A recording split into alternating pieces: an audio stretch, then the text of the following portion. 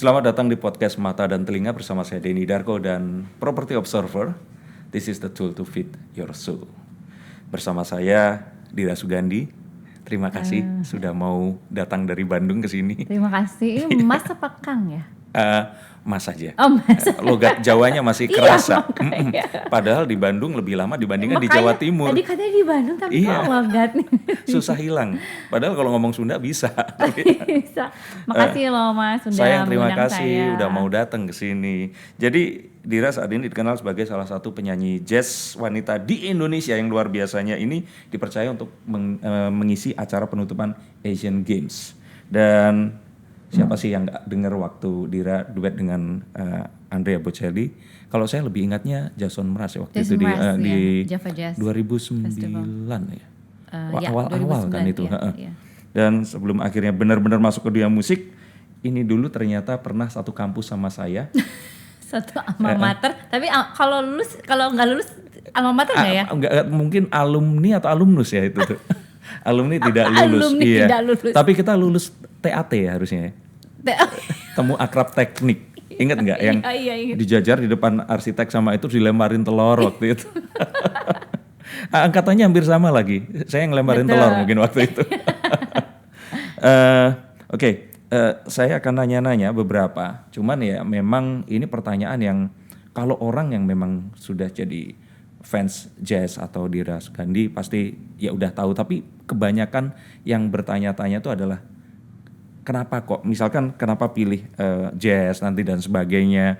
Karena penonton saya ini kebanyakan dari mereka ini adalah yang mungkin sama kayak dulu aku tuh mau kuliah. Akhirnya kan setelah di arsitek ini nggak selesai, yang saya lanjutin kuliah desain. Dan waktu saya ngomong sama orang tua juga, waktu pertama kali mau masuk desain di ITB waktu itu, kamu mau jadi desainer pakaian? Nah seperti itu. Karena orang kampung ya di Tulungagung Jawa Timur itu kalau desainer taunya ya desainer baju, ya kan. Seperti itu.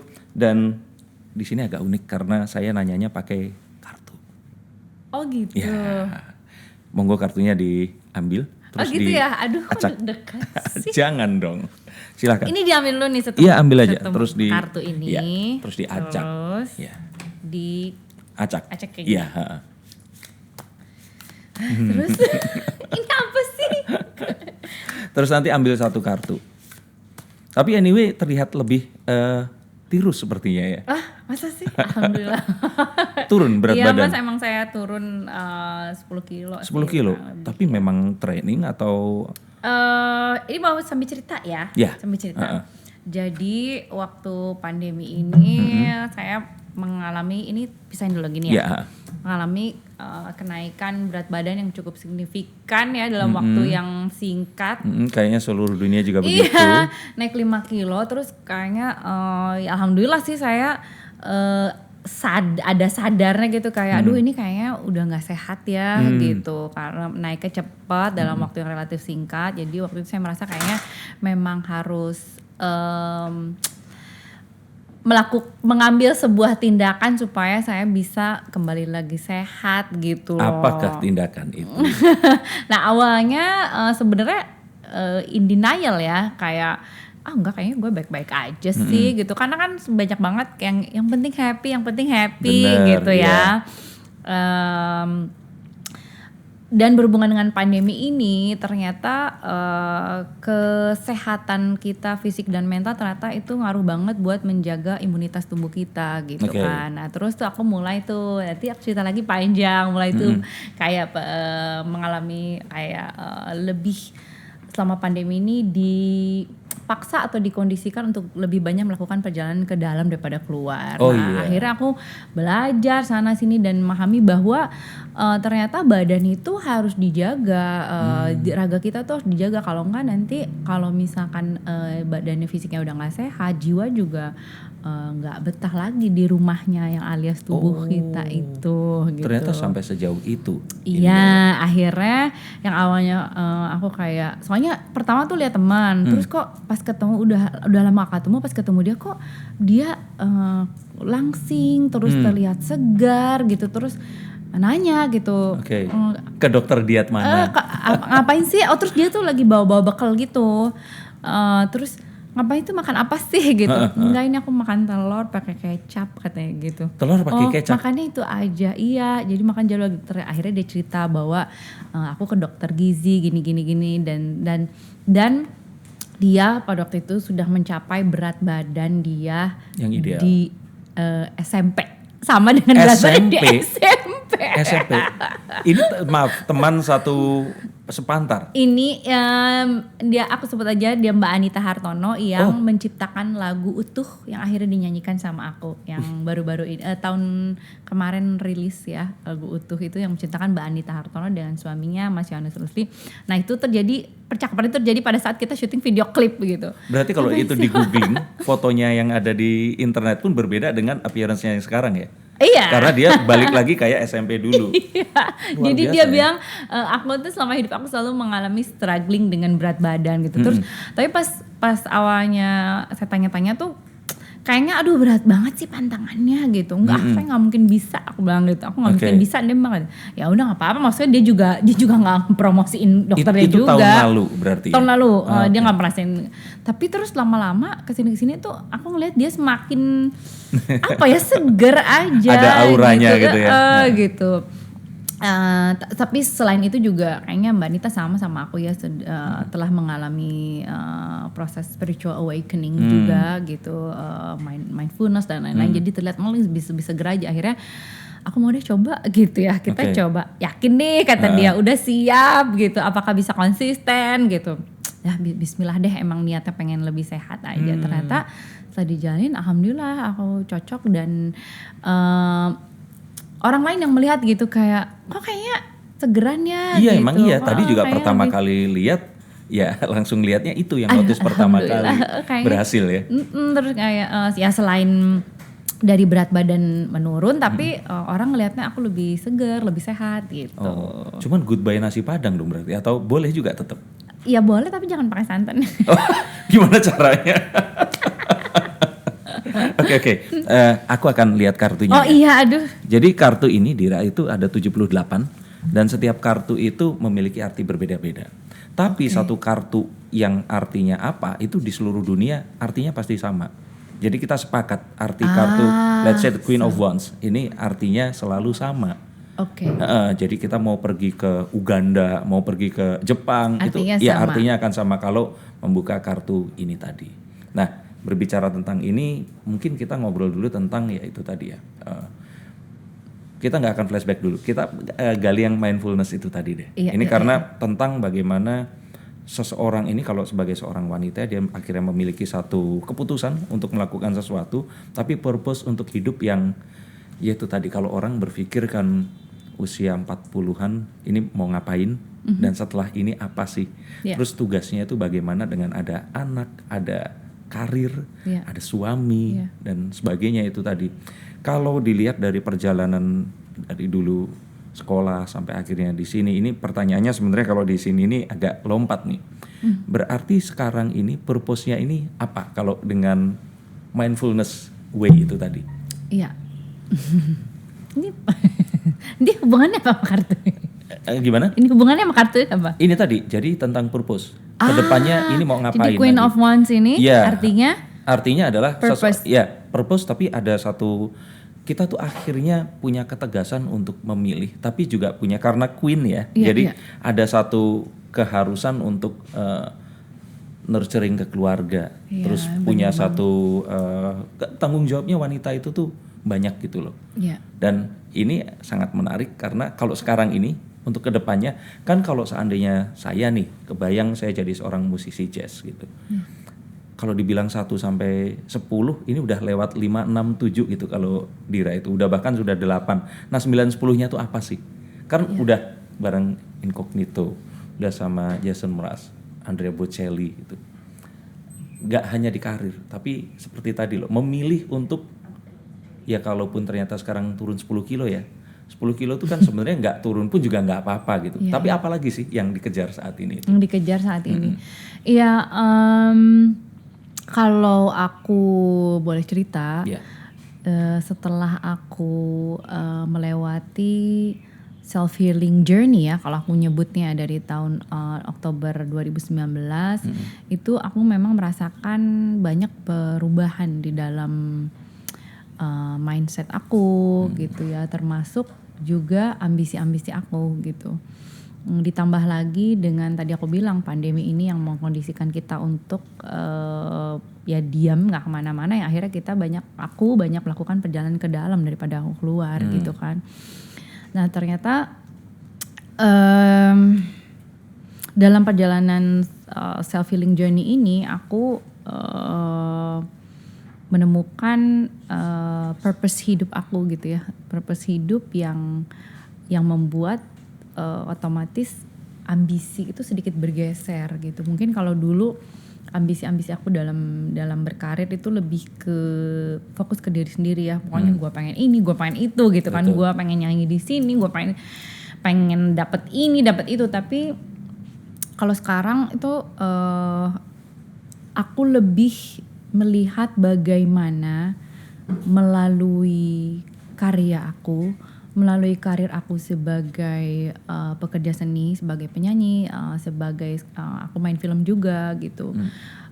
Bagaimana aku bisa menginspirasi orang lain gitu, orang banyak, dan membawa manfaat bagi sekitar aku, bagaimana gitu caranya gitu. Karena ya itu, kalau dulu kan lebih kayak lebih egois kali ya, lebih kayak gue nggak peduli gitu. Kadang-kadang juga teman bisa dianggap jadi kompetitor rival juga gitu kan. Gimana caranya supaya lebih dari dia, dari ini. Nah kalau sekarang lebih kayak ya itu sih, kayak apa ya yang gue bisa lakukan gitu. Dengan kalau misalnya pertimbangan untuk mengambil job juga sekarang kayak lebih ini deh, kayak oke, kalau misalnya gue ambil kerjaan ini manfaatnya apa buat orang-orang sekitar atau buat orang lain juga, bukan buat aku aja gitu. Value-nya berbeda. Iya betul. Tapi ini masih sama dengan waktu dulu pun akhirnya. Jadi mana sih yang datang duluan? Jazz dulu atau musik dulu? Nah itu tuh aku sebenarnya aku tuh nggak pernah mendeklarasikan bahwa aku tuh penyanyi jazz sebenarnya gitu. Tapi kenapa ya? Mungkin karena aku hampir selalu tampil di Java Jazz Festival. Paling absen cuma 2-3 kali mungkin ya gitu. Sebenarnya sih aku pengen dikenal sebagai penyanyi aja gitu. Karena sebenarnya seorang penyanyi juga sebaiknya bisa menyanyikan apapun. Betul. Gitu. Aku nggak mau kata-katakan diri aku juga. Cuman kalau disebut penyanyi jazz ya nggak apa-apa juga sih orang yang menilai. Tapi jujur kayak aku pun pertama kali denger pun itu langsung terasosiasinya adalah penyanyi jazz. Oh gitu ya. Dan saat orang ngomong penyanyi jazz itu artinya sama kalau kayak magician itu adalah classical magician. Itu kayak satu major yang susah, satu major yang ini butuh waktu, effort dan passion untuk bener-bener bukan jago ya, bisa melakukan saja itu susah gitu. Nah iya makanya aku takut dimarahin gitu kan. Sama musisi jazz ini. Kok ngaku-ngaku penyanyi jazz gitu Mas? Tapi anyway, penyanyi jazz itu bahkan ini saya aja kadang saya tuh nggak tahu, ini dari kacamata awam ya, kayak Mas Indra Lesmana aja seperti itu. Musisi jazz. Nah, tapi saya taunya orang awam ini nggak tahu kalau dia tuh musisi jazz. Saya tahu dulu itu taunya adalah suaminya Sophia Latjuba. Sama itu ya, juri. Itu kalau sekarang, iya kalau sekarang. Tapi kalau anak angkatan kita, saya dulu, gitu, apalagi dari daerah gitu, tahu beliau ini ya karena itu tadi sesuatu yang sifatnya lebih populer. Saat dia itu ternyata musisi jazz, itu saya ketahui setelah namanya itu masuk ke kepala saya. Nah, dan itu sama dengan dirimu juga. Jadi saya dengar namanya dulu, terus musisi jazz seperti itu. Sampai tadi pun misalkan, ya saya akhirnya tahu bahwa Dira ini penyanyi pun karena memang terkadang mengisi acara juga dan sebagainya. Cuman akhirnya saya menanyakan ini tadi adalah, ya itu tadi identiknya begitu. Makanya di sini pun padahal itu kan tadi juga Mas sebutin kan, sama Andrea Bocelli, Jason Mraz, kan mereka bukan musisi. Tapi tampilnya kan pertama kali yang di situ. Dan ya makanya tadi kan kalau begitu. Tapi I'm a big fan of jazz sih. Aku suka banget karena aku besar juga dengerin musik jazz juga, maksudnya papa sama mama dengerin juga gitu. Jadi Masa bukan New Kids on the Block? dengerin juga. Aku pernah nonton konsernya di Amerika waktu kecil. Iya, karena ya itu tadi zaman itu ya. Aduh, kalau ngobrolin sama anak sekarang, maksudnya kayak lucu juga sih ya. Masa nggak tahu New Kids on the Block? Siapa New Kids on the Block? Gak tahu loh mereka. Pasang poster juga berarti dulu ya? Iya dong. Sampai posternya punya. Terus dulu kan mereka ada Barbie-Barbinya tuh. Oh iya. Oh punya gitu. juga. Lengkap deh pokoknya koleksinya. Diturunkan? Kayak berarti kalau pertanyaannya itu tentang jazz, orang tua memang suka? Ya, papa aku, almarhum papa dulu suka dengerin Nat King Cole, Frank Sinatra gitu ya. Kalau mama aku mungkin jazznya lebih ke Michael Franks, terus udah ke lebih kayak Earth, Wind and Fire, Stevie Wonder gitu. Jadi kan jazz itu kan sebenarnya luas banget gitu ya, various banget gitu, banyak jenisnya ya. Itu sebenarnya dari kecil memang sudah terekspos juga sih ke musik jazz gitu. Nah, kalau seandainya dalam musik sendiri sekarang artinya tadi apa yang akan dikejar sekarang ini? Selain tadi ya sudah sekarang mulai pilih-pilih dalam dan musik, sebagainya. tentunya sih aku akan ya insya Allah kalau diberi kesehatan dan memang kesempatan ya aku sih akan terus tetap berkarya ya. Pengen maksudnya nyanyi sih tetap gitu, karena memang passion aku sih di nyanyi gitu. Ya pengen terus aja berkarya, mau bikin album kayak bikin single kayak kolaborasi kayak nanti kalau misalnya insya Allah pandemi sudah selesai, kita sudah bisa bikin konser live music lagi, aku ingin bikin konser juga gitu. Jadi tetap. Tapi memang semuanya harus all about music, bahkan memilih jodoh pun seperti itu juga. Itu qadarullah, emang ketemunya sama musisi juga. Kadang-kadang kalau orang bilang itu jodoh, saya kan ngeramal juga, orang-orang minta diramalkan. Oh iya. Mereka itu selalu berpikir kalau jodoh itu cuma satu orang dan kalau sudah sama dia nggak akan cocok sama yang lainnya. Nah, saya selalu bilang kalau dari yang saya baca dari kartu, kita itu bisa menentukan kita akan bisa berjodoh dengan sebenarnya hampir semua orang. Dan terus kemudian kita mau berusaha. Nah, ini baru nih pas berusaha kalau saya pikir Allah atau Tuhan yang akan menentukan boleh atau tidak gitu. Nah, tapi itu tadi loh, masa kebetulan gitu ketemunya sama musisi juga seperti itu. Tapi memang dulu sudah mimpi bahwa ya nanti akan berkeluarga juga dengan seorang musisi gitu. Enggak sih, enggak pernah. Maksudnya, tapi memang aku tuh selalu gimana ya? Kalau musisi itu kan maksudnya apalagi kalau misalnya dia jago gitu ya. Kalau dia jago itu selalu kayak menurut aku keren. Jadi kayak semua cewek begitu deh berkarisma gitu nggak sih? Apa mungkin karena emang aku passionnya di musik gitu. Enggak, semua kok. Istriku juga begitu ya. Jadi dia itu malah menganggap kalau kayaknya magician masih kalah keren dibandingkan musisi. Masa sih gitu? Iya, jadi aku selalu gitu kalau lihat tuh main musiknya keren gitu. Cuman gak merencanakan sih untuk punya suami seorang musisi gitu, yang ngalir aja emang jodohnya ketemu aja gitu. Cuman aku tuh sebenarnya kenal sama dia udah lama, maksudnya kenal karena waktu itu kita satu band aja, tapi kayak ya sesama musisi kan maksudnya kan lingkungannya ya itu komunitasnya itu aja, tapi ya udah gitu aja. Dia terus sekolah musik ke Belanda sama 5-6 tahun nggak ketemu, ya paling saya hai sekali 2 kali di internet aja gitu, nggak pernah ketemu. Ya udah terus sebelum dia pulang ke Indonesia si itu Titi Rajo Bintang, karena dia kan teman sekolah suami aku dulu waktu di Indonesia di sekolah jazz gitu di IMDi. Dia katanya Zula mau pulang tuh, katanya lu pacaran sama dia, ngapain nggak mau gitu. Loh, aku pikir itu dirimu menikah itu berarti kan kalau buat ukuran wanita Indonesia itu sudah berumur kan? Iya, nah itu tuh mas sesuatu yang kupikir nungguin. Makanya itu ya orang tuh bener loh, maksudnya manusia itu hanya bisa berencana. Tuhan yang menentukan. Jadi pada saat aku di usia waktu itu 31, ya aku tuh sebenarnya udah nggak kepikiran untuk menikah justru. Oh gitu? Iya, jadi karena aku merasa mungkin karena I was looking for love in all the wrong places gitu. Jadi aku sering kayak bukan kecewa sih, tapi kayak mungkin capek kali ya. Terus kayak pada saat itu juga deklarasi. saat itu juga aku kan udah ya karirnya udah jalan, terus kayak aku udah deh gitu, gue kayaknya mau berkarir aja, mau ngurus orang tua aja kayaknya cukup gitu. Benar udah nggak deh gitu. Terus apa yang akhirnya membuat itu? Iya, terus dia pulang, terus kita jalan beberapa kali, terus ternyata setelah ngobrol ya ternyata enak ya gitu, maksudnya kayak karena kita punya we share the same passion gitu, kayak nyambung banget gitu, nyambung banget, dan ternyata dia nggak ada basa-basi juga sih, 2 minggu jalan tuh dia langsung ngajak nikah.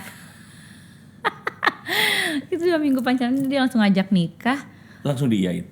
Enggak, aku tuh kayak maksudnya ada dalam hati tuh kayak ada ini laki-laki berani juga ya gitu, maksudnya kok dia ya berani gitu untuk mutusin. Terus jadi pertama kali dia ketemu papa aku, pertama kali kenal itu langsung ngajak nikah gitu, langsung kayak ya om saya berniat untuk menikahi putri. Gitu loh. Terus tiba-tiba rencana yang tadinya mau mandiri sendiri, it's buat ya sampai. Iya, karena aku tanya visi dan misi dia lah gitu ke depan gimana, dan menurut aku ini laki-laki dia punya keberanian dan dia punya plan gitu, bukan berarti dia nekat aja ajak nikah, ternyata dia punya visi dan misi. So ya udah, mungkin ini jodoh aku gitu. Berarti sekarang nggak kebayang ya kalau seandainya nggak ketemu, terus nggak punya Savana dan semua yang ada sekarang ini. Sih. Kebayang nggak itu kayak kemarin? Aku nggak tahu ya ngerasain gitu atau nggak. Misalkan di jalan terus tiba-tiba mau ada satu ya kejadian yang nggak diinginkan, terus ternyata. Iya sih, sekarang sih nggak kebayang sih. Bener ya, emang udah jalan gitu, makasih ya Allah. Cuman makanya aku suka ngobrol juga sih sama anak muda sekarang gitu ya, kalau yang kebetulan aku dekat terus masih muda, umur awal 20-an tuh kayak udah serius banget pacaran, udah mau nikah, terus aku kayak kayaknya mending take your time gitu, karena akan ada waktu untuk semuanya kok, termasuk menikah dan berumah tangga, ya nggak sih Mas? Dan aku merasa alhamdulillah aku cukup banget sih masa muda aku, puas banget aku. Bener-bener living life to the fullest. Aku nyanyi, maksud aku nyanyi sampai ke Inggris, rekaman di Inggris, aku nyanyi sama Incognito di Jepang gitu, aku kemana-mana kan gitu. Kang Dwiki juga sempat bawa aku nyanyi ke kemana-mana deh, ke Amerika kebetulan. Jadi menurut aku alhamdulillah aku menikah di usia yang ya buat aku sih udah pas gitu. Luar biasa. Ini pasti inspiratif buat yang nonton. Kartu berikutnya. Aduh, kocok lagi. Iya dong. Ini kita apa nih? Kalau enggak keluarin langsung 4, dijejerin. Nanti dibuka satu persatu. Ih Mas, ini bikin aku deg-degan deh. Jadi saya nggak tahu ini pertanyaannya apa. Ini gitu? hanya panduan, pertanyaannya dari sini. Oh gitu. Oke. Oke, satu lagi. Sambil saya buka. The Eight of Wands. Ini tentang percepatan, tentang sesuatu yang berjalan lebih cepat daripada yang kita rencanakan. Nah, kapan momen ini muncul? Kayak kita merencanakan sesuatu tapi ternyata ini datang kayak, bahkan kita pun kadang-kadang nggak siap, sampai di titik dimana mungkin kita akan berpikir kemarin ini sesuatu yang saya minta-minta nggak pernah muncul, tapi ini kayak datang bertubi-tubi gitu. Pernah merasa seperti itu? Iya sih. Itu momen yang kapan di dalam hidupmu? Kayaknya dulu waktu aku awal-awal karir bernyanyi ya. Maksudnya sebenarnya aku nyanyi tuh udah cukup lama merintis karir ya. Dari umur berapa sih? Dari lulus SMA. Tapi sebelum SMA itu cuman hobi aja? Hobi aja. Nggak mendalami? Iya. Pas aku lulus SMA, aku merasa kayaknya aku bilang sama mama aku, kayaknya aku merasa aku ingin punya pendidikan formal lah gitu. Pengen lebih serius aja gitu. Jadi selama aku dari kecil sampai SMA itu sebenarnya aku otodidak. Nah tapi mama aku sama nenek aku suka nyanyi juga. Nenek aku dulu penyanyi RRI, terus mama aku dulu sering nyanyi sama almarhum Hari Rusli gitu. Jadi memang udah ada bakatnya kali ya. Nah pas lulus SMA aku les vokal di Ava Music Studio di Bandung gitu. Oke, Di itu yang situ di jalan di Pasteur aku di Pasteur. ya, Oke. Di situ aku mulai mengenal yang namanya ngeband di kafe-kafe gitu. Yeah. Jadi aku merintis karir aku memang dari penyanyi kafe dulu Oh, awalnya. bandmu apa dulu? Macem-macem. In Shock mungkin pernah dengar. In Shock ya? Iya. Terus, In Shock pernah, Kilas Balik pernah, aku pernah nyanyi di Wahdah juga, aku pernah lumayan banyak deh dulu kesana kesini top gitu. 40 berarti ya? Iya, top 40 R&B, acid jazz aku pernah juga. Nah, yang benar-benar momen gak disangka itu adalah tahun 2001 yang mana menurut aku itu menjadi kayak apa ya? Momentum penting banget dalam karir bernyanyi aku. 2001 itu aku nonton Incognito di Bandung konser. Pada saat itu sebenarnya aku udah nyanyi di sebuah band juga dan malam itu sebenarnya aku udah manggung juga. Cuman itu adalah sebuah keputusan yang memang aku harus ambil kayak pokoknya gue pengen nonton dulu sebelum gue harus nyanyi gitu, sebelum gue perform gitu. Di Walaupun Sabuga waktunya ya? mepet di Sabuga. Terus aku inget banget waktu itu aku beli tiket festival, tapi ternyata karena kan kalau misalnya kita pikir konser itu kan biasanya festival di depan kan, yang berdiri di depan kan. Iya, Ternyata waktu itu daerah itu beda, festival tuh di belakang, depan tuh VIP. Terus sampai sana, aduh, aku pengen paling depan karena aku ngefans banget karena aku di kafe-kafe tuh nyanyinya lagu cover mereka kan, lagu-lagu Incognito pada zaman itu kan lagi hits banget acid jazz kan. Aku hafal dari semua lagu-lagunya. Terus akhirnya sampai sana aku bela-belain, aku sampai beli lagi tiket untuk bisa duduk di VIP di depan. Calo-calo gitu. itu atau Beneran. Nah terus ternyata Bluey ini yang mana adalah dia pendiri dan motornya penggerak Incognito itu. Yang akhirnya pernah produserin. Iya, dia itu selalu punya ciri khas. Maksudnya dia tuh kalau konser dia nggak suka orang ada yang duduk-duduk di depan. Maksudnya kayak semua berdiri aja gitu loh, gak usah terlalu formal. Jadi pas berdiri, aku langsung lari ke depan panggung.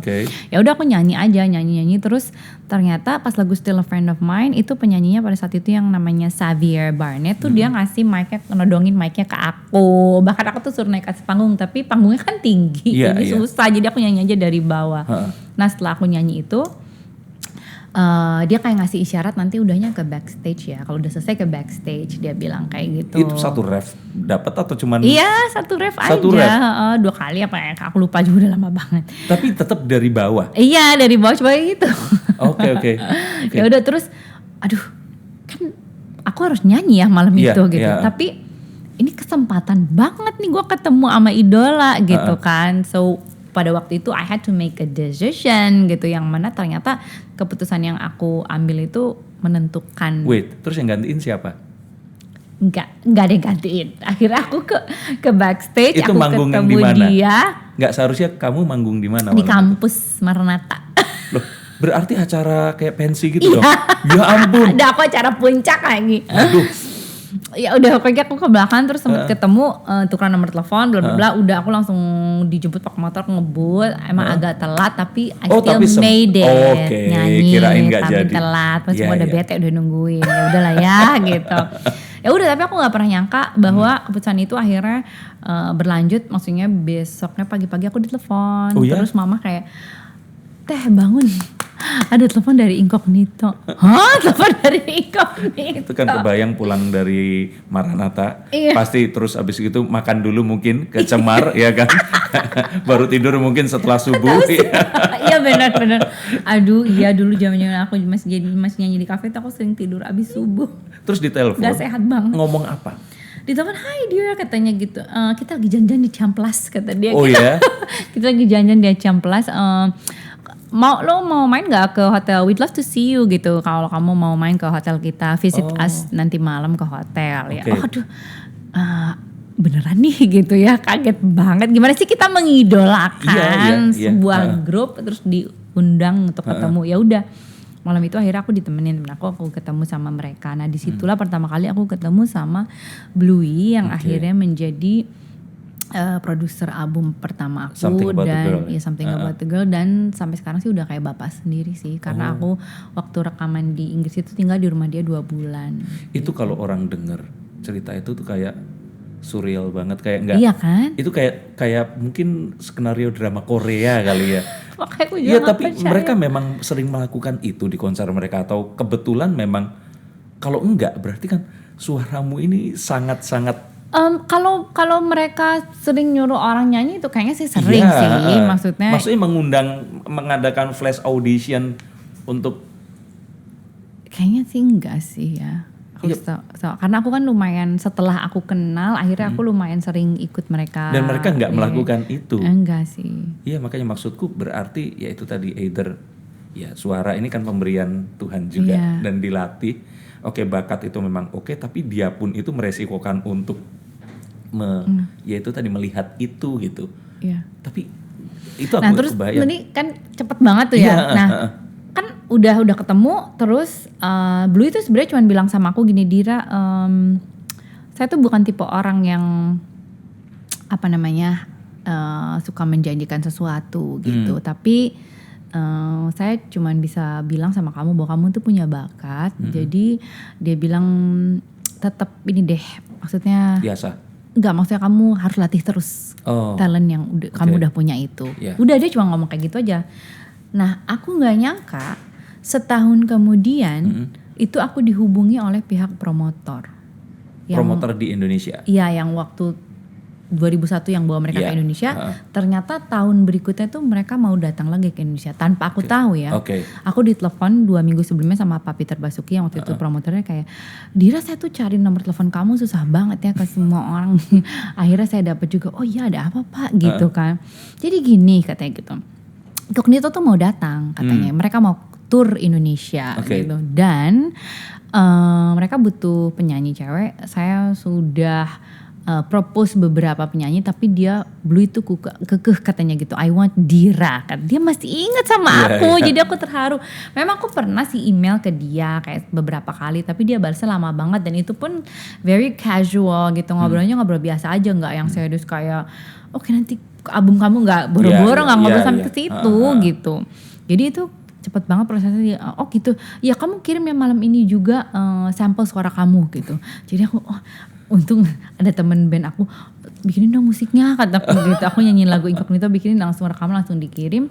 Udah, terus kayak 2 minggu dari situ kayak Dira besok Incognito mau datang kata Pak Peter, kamu mau ikut jemput nggak gitu? Oh, mau gitu. Terus pas ketemu ya udah gitu, dia senang Blue, terus kayak oke, dia bilang gini, tapi pada saat itu pihak yang di Jakarta mereka konser itu tur tuh beberapa kota di Indonesia. Cuman di Jakarta waktu itu tuh udah disediakan untuk partner duetnya. Waktu itu aku lupa siapa. Jadi Dira kamu di Bandung, ya nggak apa-apa, aku sih di mana aja udah seneng gitu kan. Ya udah, pas kota kedua di Bandung itu terus ini juga sebuah pengalaman yang luar biasa deh, buat aku sangat berharga. Dia nanya gitu kan, lagu Incognito kamu yang hafal apa? Hampir semua hafal sih gitu. Terus Talking Loud kamu hafal nggak? Hafal kataku. Ya udah, kita langsung coba. Jadi aku langsung latihan tuh langsung di sound check. Aku nggak pakai latihan dulu kan. Nah pas aku pertama kali latihan sama mereka di sound check, aduh itu luar biasa sih. Maksudnya kayak disiplinnya beda banget ya. Maksud dan soundnya yang keluar dari semua tuh beda banget gitu. Terus aku terus mereka tuh sangat-sangat profesional juga, termasuk sound engineer-nya, road manager-nya, semua disiplin, very well organized deh gitu. Ya udah, terus aku sound check, aku nyanyi malamnya. Sesudah show itu Bluey bilang sama aku, I want you to join the rest of the tour gitu. Jadi ternyata setelah Bandung itu Bluey pengen aku ikut. Iya, gitu. harusnya tiap kota tuh beda-beda. Iya, akhirnya aku dibawa ke Surabaya, Makassar, sama Medan. Itu kan cepet banget ya, setahun doang gitu. Aku nggak nyangka sih gitu. Nah ini sesuatu yang makanya tadi itu kalau ya aku belum pernah ngobrol sama ya mungkin temen atau seorang artis juga, seniman yang punya tadi kesempatan terus jalannya cepet banget. Aku waktu itu belum punya manajer, terus kayak waktu itu mama aku lagi di Dubai, terus papa aku lagi di India, terus kayak mah ini diajakin tour gitu. Waktu itu kan umur aku 21 atau 22, terus ya udah mama kayak kamu berani tapi gitu pergi sendiri kan aku belum ada manajer, belum ada tim, berani kata aku gitu. Ya udah terus titip ya gitu, makanya anak saya. Udah akhirnya aku ikut sama mereka gitu, sama band itu. Tapi tour itu pasti aku nggak kebayang loh ininya, Maksudnya rasanya. iya itu kayak tiap bangun pagi kan rasanya ini mimpi nggak, mimpi nggak. Iya. Tapi setelah itu ternyata ya itu datang kesempatan aku bisa nyanyi sama Andrea Bocelli. Itu juga benar-benar kayak itu kayaknya benar-benar doa mama aku sih, karena setiap mama aku nanti kalau lihat videonya di YouTube situ ada terekam percakapan aku sama Andrea Bocelli sebelum nyanyi, itu aku bilang sama dia, it has been my mom's dream to see me sing together with you. Jadi setiap mama aku lihat Andrea Bocelli di TV itu selalu kayak kamu harus duet sama dia suatu hari. Mah, gimana caranya gitu kan? Karena he's like the best tenor in the world gitu. Gimana caranya? Tapi nggak tahu tiba-tiba ya datang aja kesempatan itu. Waktu itu aku di telepon, dia kira kita lagi mencari Andrea Bocelli akan konser di Jakarta dan kita sedang mencari partner duet gitu, dan kita sudah ajukan beberapa nama, salah satunya termasuk kamu. Itu aku langsung telepon mama aku langsung nangis kan, terus ya udah mama doain gini terus. Nah waktu aku berangkat, waktu aku kelulusan akhirnya kan aku lulus Mas jadi sarjana musik dari Universitas Pelita Harapan, jurusan musik ya, fakultas musik akhirnya lulus juga. Nah tapi pada saat wisuda itu posisi aku waktu lagi di Inggris lagi rekaman album pertama, jadi aku tuh nggak sempet ngurus, aku nggak ikut wisuda, aku nggak ngurus jasa. Baru pas aku mau duet sama Andrea Bocelli ini kan diminta tuh pokoknya segala macam deh, CV, kalau ada ijazah juga gitu. Aduh aku belum ngambil ijazah. Nah pada saat itu teman seangkatan aku udah jadi dosen. Oke, terus apa yang dilakukan? Jadi aku telepon, gue butuh nih ijazah gue, tolong dong urusin. Buat apa Dir? Gue mau ini sama Indra ada, sama Andrea Bocelli. Oke kita urus sekarang juga. Aduh Dir, kita bangga banget semua seluruh fakultas musik UPH. Ya doain ya. Udah ijazah aku keluar, aku kirim. Ya terus kalau nggak salah malamnya atau besoknya gitu aku ditelepon, ini dia dari pihak manajemen Andrea Bocelli langsung memilih kamu dari semua kandidat yang kita ajukan. Itu aku langsung telepon mamaku, aku langsung nangis. Mamaku sujud syukur ya, aku langsung sujud syukur, langsung nangis. Maksudnya bener-bener ya doa ibu, jangan meremehkan doa ibu ya, gitu, yang kita pikir nggak mungkin gitu, tapi ternyata terjadi. Iya. Ini aku agak berkaca-kaca karena memang ya itu sesuatu yang kebayang lah ini. Ini. Mau syuting, baru beres banget survei lokasi, panas banget di luar. Sekarang saya mau pakai face recharger dari Dr. Series.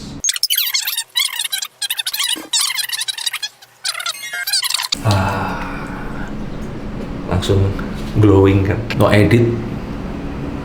Tapi ini aja nggak cukup karena harus pakai face food dulu. Bukan fast food ya, tapi face food.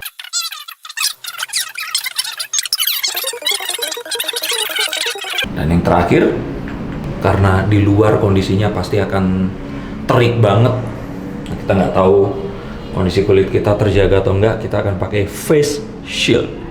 Jadi face shield nggak untuk pas COVID aja, tapi face shield adalah satu rangkaian dari Dr. Series juga. Genderless, ageless, all skin type. Nah, sekarang saya sudah siap untuk syuting lagi dan semuanya jadi lebih glowing karena ada 3 langkah simple. Karena Dr. Series ini adalah satu rangkaian yang ditujukan untuk semua pria dan wanita. He, she, me. Pakai kayak saya. Ya ampun, mesti unyu ya. Ini umur berapa waktu itu? Ini 2011, pas aku sebelum menikah banget. You are one of the most beautiful soul on this planet. And it is truly an honor for me to be here tonight with you. Ini kalau aku lihat awkward sekali loh. Ini maksudnya bener-bener kayak.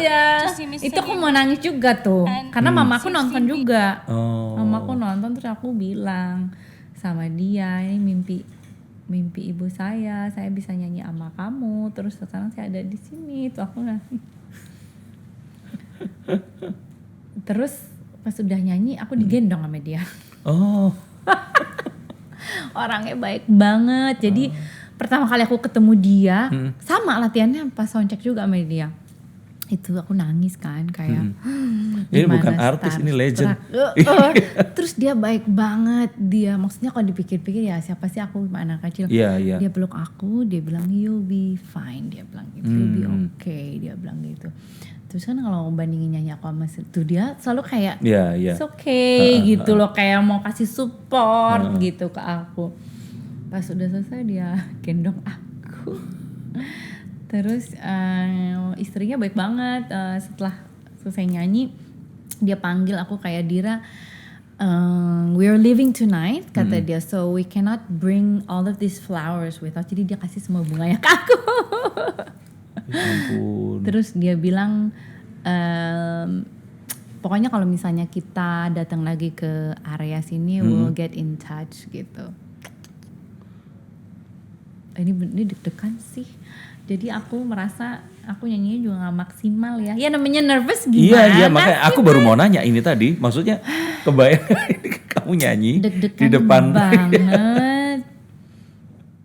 Tapi dia baik banget. Gak ada, makanya itu aku merasa aku bersyukur ya. Aku mendapat kesempatan untuk bisa kolaborasi sama musisi-musisi dunia. Tapi ternyata memang yang membedakan mereka dengan aku adalah disiplinnya dan humble banget sih. Ya dia kayak Andrea Bocelli, David Foster yang udah kolaborasi sama aku, Jason Mraz, George Duke, Harvey Mason, semua itu mereka they're Grammy Award winners gitu. Tapi bahkan David Foster sampai, terus yang terakhir aku nyanyi juga sama cellist itu Yo-Yo Ma, dia udah menang 19 kayaknya ya. Tapi mereka tuh they're so down to earth dan humble banget gitu ya. Yo-Yo Ma aja pas pertama kali ketemu aku, Dira, nanti saya minta maaf kalau misalnya karena waktu itu dia ingin membawakan lagu Indonesia, lagu daerah malah. Akhirnya karena dia itu sebenarnya dia aktivis juga yang bergerak di bidang lingkungan hidup gitu. Dia pengen lagu yang menceritakan tentang sungai. Akhirnya aku ajuin Bengawan Solo kan. Nah, pas dia dengerin, di lagunya so beautiful, saya takutnya salah. Enggak, kamu enggak salah. Nah, semua musisi-musisi dunia yang aku udah pernah kolaborasi sama mereka tuh bener-bener mereka humble banget deh. Baik banget. Enggak ada yang memandang aku sebelah mata gitu. Kayak siapa sih lo? Lo nyanyi sama gue gitu. Enggak ada. Diane Warren juga aku pernah nyanyi sama dia gitu. Humble juga. Malah kayak cenderung cuek gitu dia orang. Unik ya. Komposisi kan unik, seniman. Tapi ini cepat banget loh semuanya itu tadi, makanya. Ya walaupun ya tadi dari berarti awalnya di 2001. Iya. 19-20 tahun yang lalu. Iya. Tapi dengan 20 tahun terus bisa duet bareng. Gak kerasa. Iya makanya. Ya makanya ya kadang namanya manusia ya Mas ya. Kadang aku ada sih kayak suka membanding-bandingkan juga hidup aku dengan bukan hidup karir aku dengan karir penyanyi lain misalnya gitu ya di Indonesia. Tapi banyak sekali alhamdulillah aku punya teman-teman yang nggak bosan-bosannya, nggak capek-capek ngingetin aku bahwa Dir, lu tuh harus inget ya, semua kesempatan yang lu dapat itu belum tentu orang lain akan dapat dalam seumur hidup mereka gitu. Jadi ya juga ya gitu. Apalagi itu tadi keluar gitu loh. Being international itu tadi itu sesuatu yang kalau menurutku, dan dengan cerita ini tadi itu cerita yang ini pekerjaan Tuhan gitu, bukan manusia.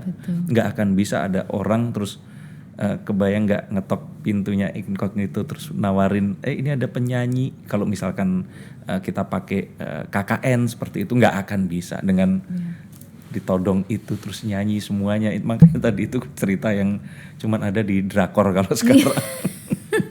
Oke, kartu yang lain. Nah, ada kartu The Seven of Wands.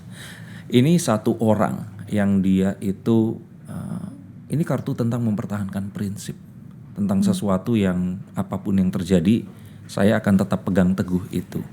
Jadi mungkin kalau dibahasakan dengan bahasa yang populer itu ya passion itu tadi, atau apapun yang kita kekeh mau melakukan ini.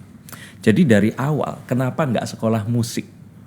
Kenapa sempat sekolah sipil dulu itu tadi? Karena belum banyak sekolah musik di Indonesia. Oke. Jadi waktu itu kan pilihannya ada IKJ, ada ISI ya. Tapi kayaknya aku nggak terpanggil untuk ke dua. Yes, tapi tempat sipil itu kayak kalaupun orang punya hobi, dia pasti akan cari kuliah yang agak Oh gitu ya? Iya gitu. Karena waktu itu kenapa ya? Ingat nggak ada dosen namanya Bu Winarni? Ingat. Nah, My God. itu kan kalau menurutku di sipil itu iya makanya. Aku seasistensi sama dia. Dan mata elang gitu. Dulu aku di belakang aja itu ngobrol sama temen, itu ngobrolin nanya. Itu dari jauh kayak yang udah di kamu. Jadi maksudku kenapa nggak cari yang agak lebih longgar sekolah misalkan perhotelan atau enggak, aku kan karena dari IPA. Terus aku suka matematika dan fisika dan sebagainya. Gitu. Ya dulu gitu sih ya, maksudnya kayak kalau lo sekolah di IPA berarti jurusannya gitu kan, gitu. Kenapa aku juga bingung sih. Aku daftar juga ke kedokteran karena di keluarga aku banyak dokter. Akhirnya adik aku sekarang jadi dokter. Nah aku tuh sebenarnya keterima juga di kedokteran Unjani, tapi mereka kayak salah gitu dia ngasih taunya. Jadi dibilangnya nggak keterima, tapi terus pas udah daftar ke sipil terus dia nelfon mamaku, "Bu, mohon maaf kami telah melakukan kesalahan, sebenarnya anak ibu keterima." Lah. Terus mama aku pundung. Ya udah anaknya juga udah daftar ke tempat lain gitu. Emang jalan bukan ke situ ya. Iya nggak tahu ya, pertanyaan yang menarik loh. Aku juga nggak tahu kenapa aku ngambil kuliah sipil. Karena nggak tahu, karena sipil Unpar keren kali. Iya. Kalau keren sih iya, cuman maksudnya tapi tadi susah ya. Makanya dan iya, Pak. Akhirnya aku juga memutuskan pindah karena itu, karena aku udah nyanyi reguler di Jakarta, terus bentrok dengan jadwal asistensi itu ya, puyeng banget ya. Sampai kayak aduh susah banget nih Ma. Nah akhirnya aku sempat Mas mau mutusin kayaknya mau kuliah yang agak ringan sedikit deh. Aku pindah ke HI. Sempet. Oh. Ujian lagi, keterima lagi alhamdulillah. Itu di tahun ke? Ya setelah 3 tahun itu. Ya ampun. Setelah 3 tahun masuk HI. Cuman sebentar sih, kayaknya itu basa-basi banget ya, kayak akhirnya aku kayak kayaknya aku pengen sekolah musik deh gitu. Alhamdulillah banget ya orang tua aku pengertian, kalau enggak mah mungkin gimana sih kamu udah habisin duit kali gitu. Tapi zaman itu belum ada Cipularang juga ya, jadi kalau pergi pun masih agak susah, bolak-balik. Nyampe subuh udah harus mandi siap-siap kuliah lagi pagi gitu kan, aduh capek banget. Akhirnya mah aku kayaknya pengen bener-bener serius di musik deh. Ya udah deh kalau gitu, kalau emang itu yang mau, karena prinsip orang tua aku tuh mereka nggak pernah mau memaksakan apapun sama anak-anak gitu, karena mereka juga tidak mau disalahkan kalau misalnya ada apa-apa ya nggak sih. Jadi anak harus belajar untuk responsible for their choices gitu, dan pilihan hidup mereka masing-masing gitu. Ya udah kalau memang kamu serius mau di musik nggak apa-apa gitu. Ya udah. Waktu itu tuh sebenarnya aku udah lihat-lihat juga Berkeley ya sebenarnya. Cuman pas suatu hari mamaku lagi baca koran, dia bilang nih Universitas Pelita Harapan baru buka nih jurusan musik angkatan pertama. Siapa tahu kamu mau coba gitu. Itu terus, mungkin mama yang nggak mau ditinggal pergi jauh kali ya. Mungkin mahal juga. Terus kayak tapi kan memang UPH kan bagus ya, maksudnya aku tahu bagus lah gitu. Jadi siapa tahu mungkin jurusan musiknya juga bagus gitu. Ya udah pas aku apply ternyata ranking aku cukup bagus untuk penerimaannya. Jadi waktu itu kan sumbangannya itu maksudnya kayak uang masuknya itu berdasarkan ranking gitu loh, Mas. Jadi ada diskonnya. Jadi kayaknya oke deh gitu, nggak terlalu mahal. Ya udah aku masuk dan alhamdulillah dengan susah payah juga lulus juga jadi sarjana musik. Karena bukan enaknya sih, mungkin karena aku kuliah di musik ada sedikit kelonggaran, walaupun waktu itu dosen aku galak-galak banget karena mereka dosennya dari luar negeri semua. Karena klasikal kan. Itu juga aku sebenarnya kecebur juga sih, nggak tahu kayak ternyata di Fakultas Musik Pelita Harapan itu belajarnya musik klasik. Belum ada musik kontemporer. Tapi sekarang jadi, ada? Sekarang udah ada. Kan aku angkatan pertama jadi, klasik gitu kan. Dosennya orang Jerman, orang Itali, orang Amerika, galak-galak semua. Iyalah, Terus klasik kayak kan. kamu kalau mau nyanyi klasik kamu gak boleh nyanyi pop kayak gitu. Terus jadi setiap aku mau masuk kelas major itu aku sering nangis, stres juga. Beneran nangis? Ih nangis. Oh. Galak soalnya, mereka tuh galak-galak dosen klasik itu. Tapi alhamdulillah sih akhirnya lulus juga. Cuman ya itu karena aku berada di lingkungan yang memang musik juga, jadi kayak orang-orang kayak dosen-dosennya, terus temen-temennya, terus orang administrasinya juga kayak kalau misalnya aku ada nggak bisa masuk karena aku nyanyi, karena aku ngamen, jadi oke lah gitu. Lebih kayak, permisif ya mereka ya. Oke lah gitu, asal lo bisa ngejar gitu, Iya. terus ujiannya juga oke gitu. Alhamdulillah tapi akhirnya lulus juga. Tapi akhirnya berhasil mempertahankan itu tadi ya. Akhirnya tetap sampai lulus walaupun Iya. tetap musik, hore musik tapi klasik begitu. Iya. Oke, kartu berikutnya lagi. Ini ada The Nine of Wands. Jadi Nine of Wands ini tentang seseorang yang Dari tadi melakukan. once terus ya. Ya, Wands itu sebenarnya lambang dari sebuah harapan. Harapan tapi yang termanifestasi kepada sebuah tindakan.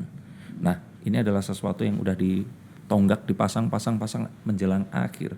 Somehow ini itu tadi mengalami satu detour. Nah, kalau yang aku lihat ya hubungan dengan yang pernikahan tadi itu seperti itu tadi. Tadinya kan memang pengennya untuk terus saja, nggak usah menikah juga nggak apa-apa dan sebagainya. Apa sih yang membuat berpikir seperti itu sebelum akhirnya menikah? Berpikir untuk tidak menikah. Iya, apakah kegagalan cinta? Iya sih. Tapi masa Capek gitu loh. emang berapa kali? Banyak nih kayaknya, belasan nih kayaknya. Tapi setelah keluar negeri pun pernah dapat mungkin Setelah apa? nggak di luar negeri itu pernah dapat foreigner juga atau? Pernah juga. Dan itu coba berapa kali sih memang sampai akhirnya bilang capek itu tadi? Iya, jadi ternyata tuh aku tuh orangnya memang full of affection ya. Oke. Maksudnya aku tuh suka terus kayak mungkin apa ya? Desperately romantic kayak gitu deh. Jadi aku gampang jatuh cinta kayak gitu. Oke, Jadi sedikit-sedikit misalnya ketemu orang, oh kayaknya he's the one gitu. Kecuali oh he's the one lagi. He's the one. Terus he's the one terus gak ketemu gitu kan. Jadi capek gitu dan orang tua aku tuh kan mama aku kan menikah muda. Ya, jadi karena ya anak kan kadang gitu ya role modelnya tuh kayak orang tua terus kayaknya aduh gue pengen nikah muda gitu loh. Oke, tapi karena udah kelewat. Iya, udah kelewat jauh gitu. Kelewat jauh terus kayaknya kok gini-gini banget ya nyari jodoh itu ternyata susah gitu. Tapi banyak banget orang yang ngasih tahu ke aku yang ternyata terbukti bahwa kata orang tuh jodoh gak usah dicari gitu ya. Kalau misalnya ketemu sih nanti lo bakal tahu gitu. Ternyata bener kayak gitu ya kan. Di saat aku udah deh kayaknya ya mungkin marriage is not for me gitu. Ya udah aku fokus karir aja gitu. Justru kata Allah nih nggak bisa gini, jodoh kamu sudah aku sediakan. Itu tadi terjadi itu tadi. Tapi kalau dalam karir bermusik ada nggak seperti itu detour kayak tadinya mau kemana sekarang selain yang tadi masalah value bahwa sekarang melakukan sesuatu itu ukurannya bukan dari persaingan atau mungkin satu exposure, tapi pernah nggak ada satu merencanakan ini tapi ternyata belok ke arah yang lainnya? Iyalah pasti ada lah mas. Ada sih masa-masa dimana sampai aku merasa putus asa dan bilang sama suami aku kayaknya aku mau berhenti nyanyi deh. Kapan gitu. Berapa tahun ke belakang ya? Mungkin sekitar 3 tahunan ya. Itu karena jenuh atau karena aku merasa ya mungkin karena waktu itu aku juga belum mindful juga ya di hubungannya ke situ ya. Karena aku merasa aku selalu menjadi victim. Jadi aku selalu memandang diri aku sebagai victim, menyalahkan faktor-faktor eksternal aku. Ini menarik nih terus.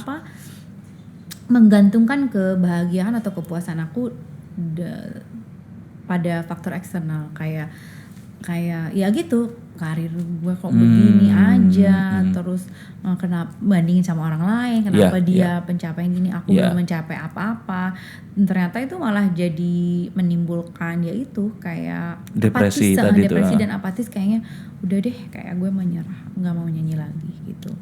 Tapi nggak bisa, maksudnya kayak aku selalu somehow menemukan jalan aku kembali lagi ke ya itu passion aku sih ternyata nyanyi gitu ya. Walaupun jadi kalau misalnya aku sedih terus ternyata nyanyi itu bisa membuat aku lebih seneng gitu loh, atau mungkin sedihnya juga bisa disalurkan lewat nyanyi juga gitu. Iya.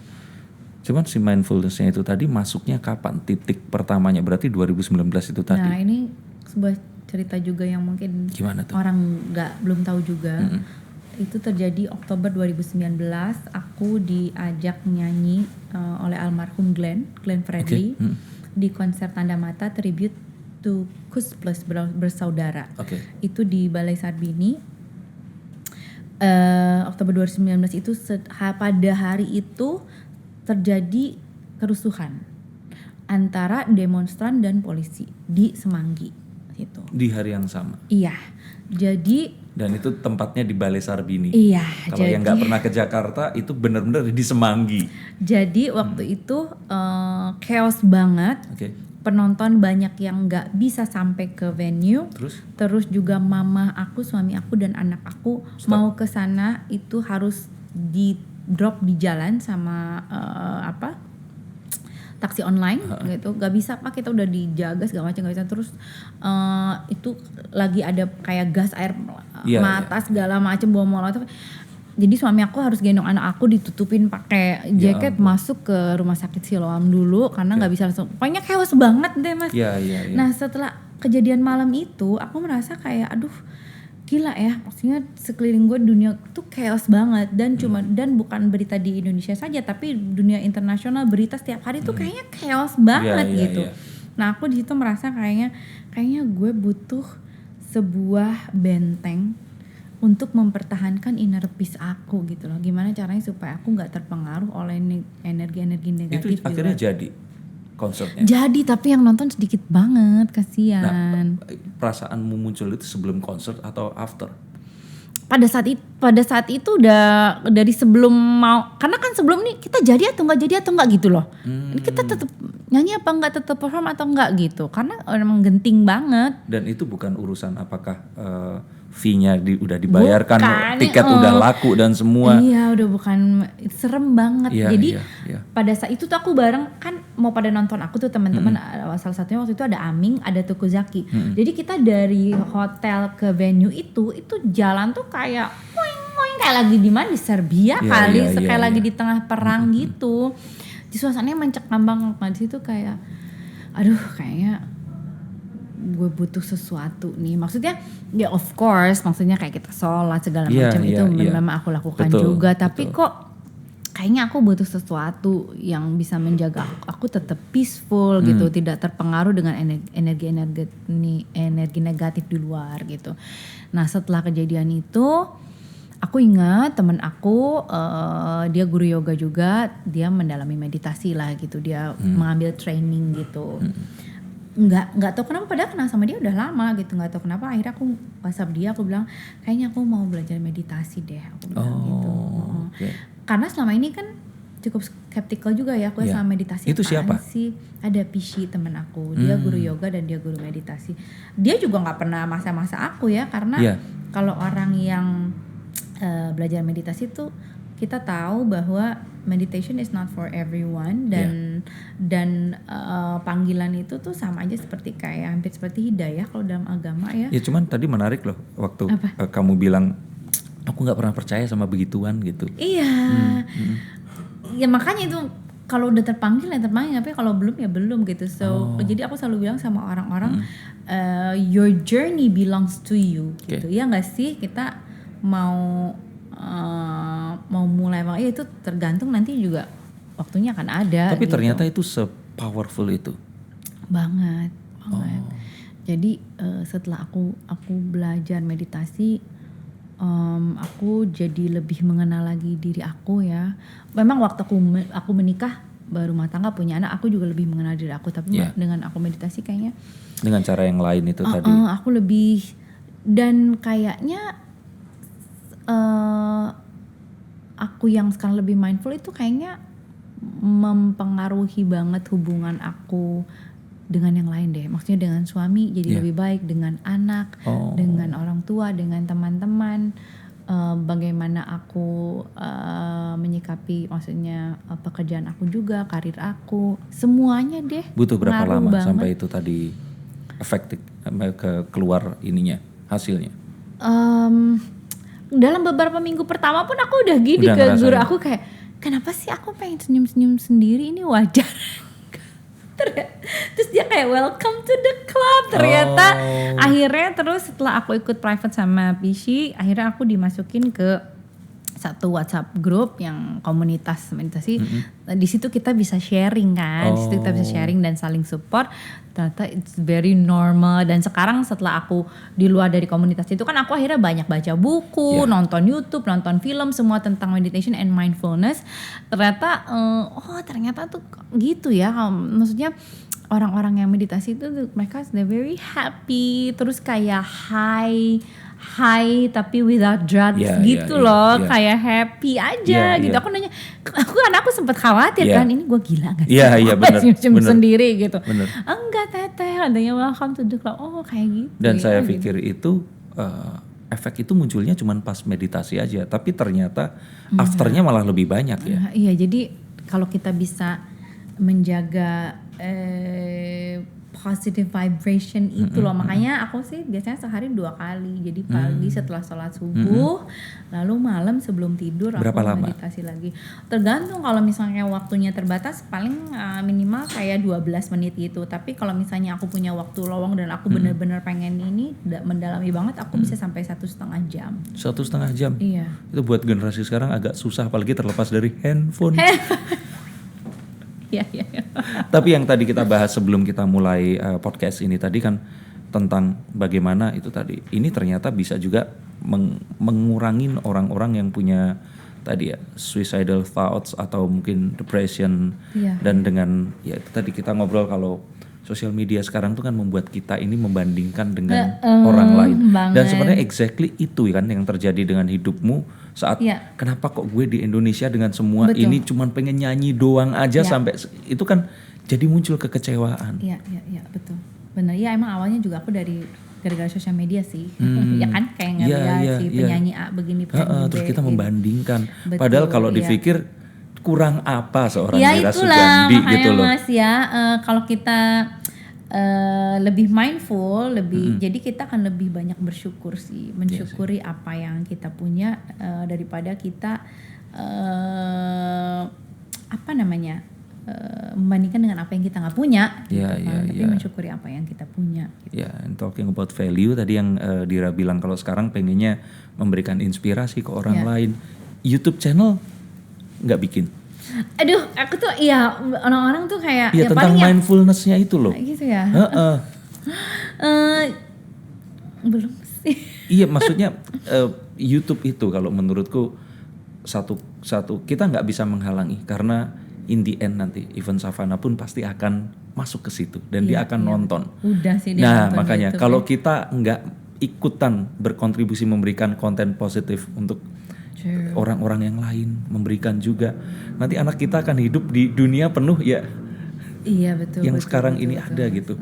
Jadi yang mengkhawatirkan. Iya, karena kan kalau orang banyak dengar cerita tentang dirimu ini tadi, orang pasti akan pengen buka dan hidayah pasti akan lebih didengarkan oleh ini. Jadi aku aja pengen nyobain gitu. Iya. Nah, kan orang tuh sering menghubungkan meditasi dengan salah satu ajaran agama tertentu kan ya. Nah, kalau menurut aku enggak sih. Maksudnya karena banyak juga orang meditasi tapi dia very Christian. Aku juga Muslim gitu kan. Jadi justru yang aku rasakan semenjak aku meditasi, aku lebih bisa merasakan kedekatan dengan Sang Pencipta justru menurut aku gitu ya. Karena di dalam meditasi itu kan ada instruksinya. Kalau kita dengerin yang ada guidance-nya itu kan. dia di situ selalu menyebutkan the divine atau the higher power. Nah aku selalu yang aku bayangkan itu Allah. Ya, kita ganti dengan apa yang menurut pemahaman kita. Iya, nah, sebenarnya meditasi menurut aku universal sih gitu. Dan kalau kita sudah sering latihan meditasi kan kita lebih mindful. Bener. Jadi di saat misalnya aku di alam gitu ya, misalnya aku liburan. Nah liburan kalau dulu kan liburan kayak ya udah liburan apa sih, sama seneng makan, Kalau liburan sekarang tuh aku lebih di saat aku di alam tuh kayak, aduh, aku merasakan banget kayak kebesaran Allah, terus presence-nya gitu. Aku merasakan banget dan aku lebih sering berzikir ya karena justru itu deh aku gimana ya nggak jelasinnya. Jadi lebih aware aja, lebih itu kan kalau meditasi itu kan meningkatkan awareness. Betul. Apapun yang kita lakukan itu meningkatkan awareness kita.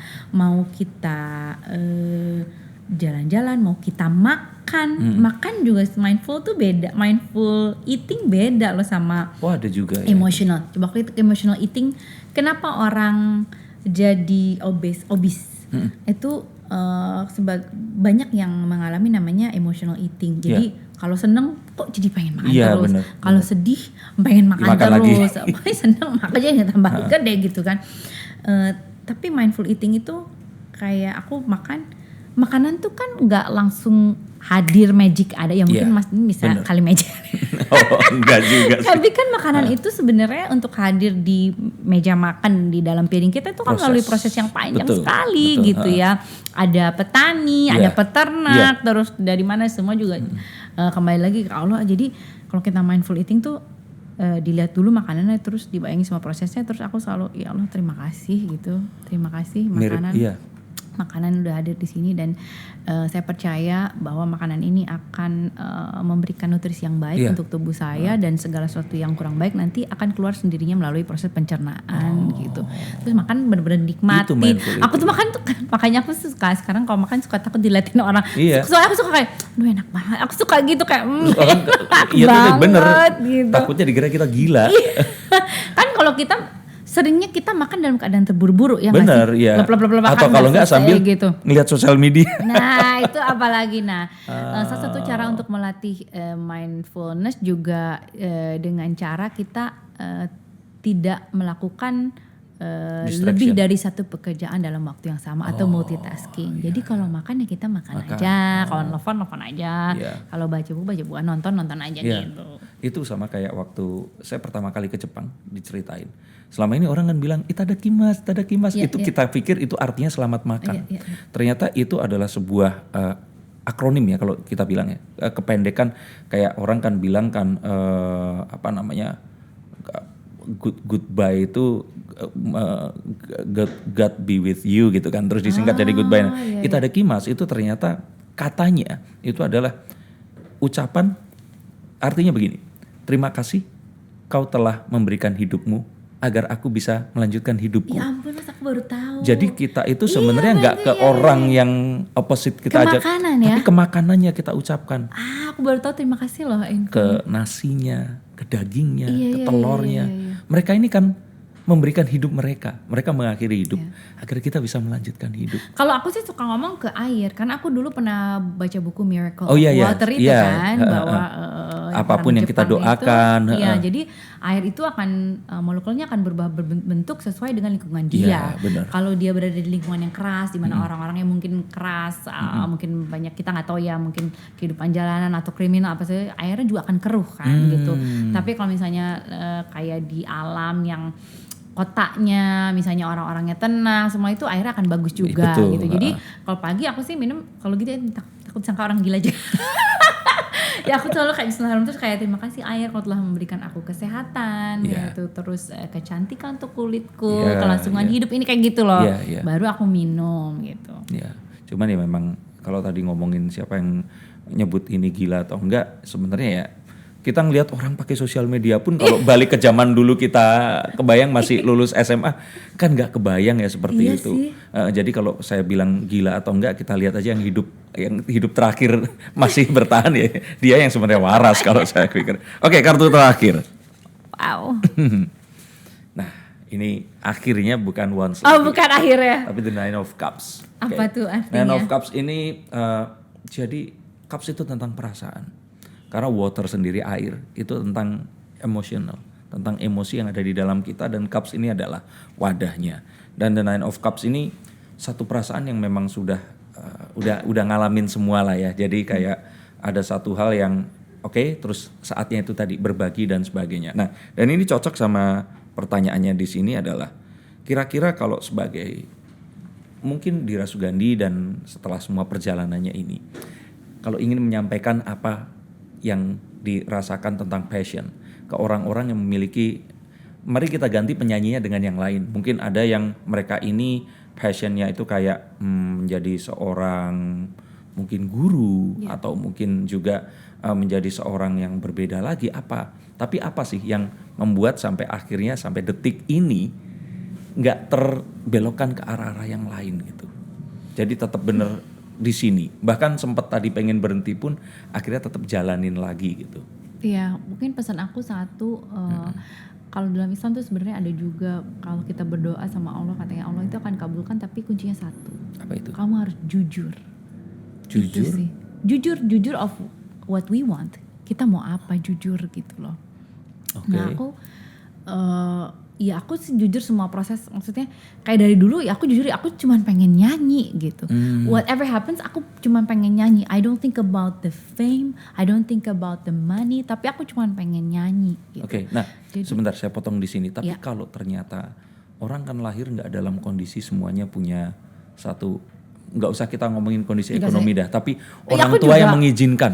Oh, Ya, bener, orang tua yang ya. mengizinkan itu aja. Iya. Kan bisa aja nih kayak misalkan kamu harus jadi begini. Iya, sebenarnya kalau masalah orang tua, aku sih percaya ya, maksudnya gini kan, batu juga kalau ditetesin air terus terusan ya di Oke. atasnya. Kalau apalagi orang tua itu kan bukan orang lain, orang yang sangat paling deket lah sama kita. Iya. Aku rasa sih bisa kalau diajak berdiskusi lah, ngobrol santai Iya, gitu ya. iya. Maksudnya dikasih pengertian aja. Dan kita harus paham juga bahwa mungkin orang tua kan besarnya di era yang berbeda sama kita Benar, gitu. Makanya nggak nyalahin juga kalau misalnya orang tua punya idealisme Harapan untuk berbeda. harapan untuk anak-anaknya. Tapi Iya. menurut aku sih bisa sih kalau diajak ngobrol. Nah kalau tadi Mas Dani bicara soal apa namanya, masalah keuangan, itu mama aku dulu sempat mau jual mobil juga. Oh, Tapi yang buat ke luar ya waktu itu iya, ya. tapi alhamdulillah nggak jadi karena Oh itu nggak jadi akhirnya. nggak jadi karena Yang ada, kita tahu itu jadi loh. nggak jadi, alhamdulillah. Oh. Ada sponsor. Ada sponsor yang, nah ini juga sesuatu yang mau aku sampaikan juga sama semua orang. Jangan pernah kita, maksudnya gini loh, kita untuk berbuat baik itu jangan pernah ragu, karena kita nggak akan tahu investasinya itu nanti buat anak cucu kita. Dan itu aku ngalamin sendiri. Jadi dulu investor aku itu ternyata orang tuanya kenal dekat dengan kakek dan nenek aku. Kakek dan nenek aku dua-duanya dokter, orang Bandung. Terus dia nanya, kamu siapanya dokter Sugandi gitu. Kenapa kamu Dira Sugandi? Cucunya, aku bilang. Oh, dia bilang kalau bukan karena kakek kamu mungkin saya dulu nggak lulus Eptanas SD katanya. Eptanas gitu. SD? Iya, jadi demam terus disuntik sama kakek aku gitu. Ya ampun. Akhirnya dia tetap bisa ujian dan akhirnya lulus dan sekarang udah menjadi pengusaha sukses, bahkan menjadi seorang filantropi di Indonesia ya. Savana gitu. umur berapa? Savana sekarang 8 usianya. Eptanas SD itu berarti paling umurnya 12 atau 13 tahun dan dia masih ingat. Dia masih ingat. Makanya itu kan, jadi itu adalah sebuah kebaikan yang ditanamkan oleh kakek aku, tapi kemudian aku yang menuai hasil. Jadi udah katanya saya biayain biaya rekaman kamu gitu. Terus itu kan banyak banget kayak, aduh om aku nggak tahu harus balas om kayak gimana. Terus dia kayak nepuk pundak aku, kamu sukses aja, saya sudah senang gitu. Luar biasa. Ternyata orang baik masih banyak ya, alhamdulillah di dunia ini. Tapi gitu. perjalananmu ini kayak fairy tale loh. Kayak itu tadi kalau dijadikan drakor ya tinggal ditambah cerita-cerita. Nonton drakor nggak sih? Enggak. Aduh waktuku susah. Enggak, aku tuh paling gak suka. Gini, aku kan setiap hari punya rutinitas. Iya. Yang menurut aku itu, bukan menurut aku juga melihat dari dulu almarhum nenek kakek aku, terus aku kemarin juga setelah konsultasi sama dokter gizi baru tahu betapa pentingnya rutinitas yang jadwal yang rutin yang terjaga itu. Jadi aku tuh selalu setiap hari punya rutinitas yang mana aku jam 9 jam 10 paling telat aku udah tidur, lalu aku biasanya bangun tahajud terus sholat subuh terus meditasi, aku jalan pagi workout itu tuh udah kayak gitu setiap hari. Nah aku tuh kurang suka kalau misalnya aku nonton series terus keganggu, akhirnya begadang, akhirnya siklus aku jadi terganggu, aku nggak suka gitu. Jadi akhirnya aku menghindari. Takutnya, soalnya kan kalau nonton drakor tuh nggak pengen berhenti pasti kan. Iya, emang itu cara anak-anak sekarang bermeditasi. Tapi pengen sih ya mungkin nanti lah kalau ada waktu luang. Soalnya banyak yang bilang bagus katanya kalau gitu. enggak ngikutin resep istriku. Gimana nonton tuh? drakornya dicepetin 4 kali. Yang penting teksnya ada. Ya. Oh gitu ya? Iya, jadi kalau 16 episode itu selesai cuman dari 2 hari. Dia dicepetin karena apa? Anaknya biar nggak bangun. Anakku baru 5 tahun soalnya. Aduh. Oke, tapi terima kasih banget. Aduh sama-sama. Tadi bener-bener ini satu podcast yang mindfulness juga. Dan aku jadi beneran loh pengen nyobain. Karena temen itu ada yang bahkan jadi seorang, tadinya tuh magician. Dia kemudian jadi seorang meditator, namanya Aji. Terus aku juga kepikir ini orang kenapa kok jadi kayak fanatik gitu sama itu tadi. Nah, tapi ternyata ya, memang enggak fanatik sih. Iya bukan, no, I mean tadi waktu bilang itu hidayah.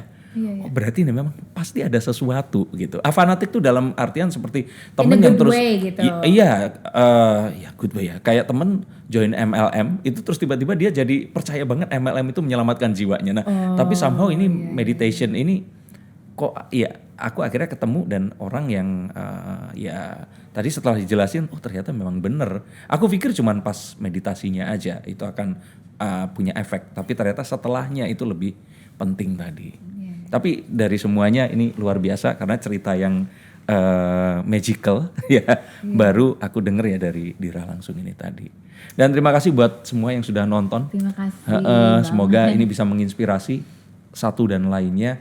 Dan tetap saksikan terus podcast Mata dan Telinga. Juga Dira ada sesuatu yang di YouTube akan dibikin ya nanti ya semoga ya. Mudah-mudahan ya Mas. Ini saya paksa nih karena biar bisa sharing gitu loh. Ntar aku bantuin deh.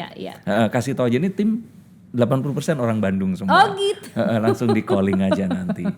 Jadi orang Bandung yang ini semua kok mereka ini jadi ada satu agency dan kebetulan ini channel YouTube-nya juga ada di Property Observer, tapi kita membuat ini tuh agar orang Bandung yang berkebun Jakarta. Oh enggak, tapi mereka di Bandung, bener di Bandung. Saya aja yang ada di Jakarta dan kameramen, yang lainnya bener di Bandung. Nanti mereka akan bisa bantu. Aduh, mudah-mudahan ya. Bismillah. Amin, iya.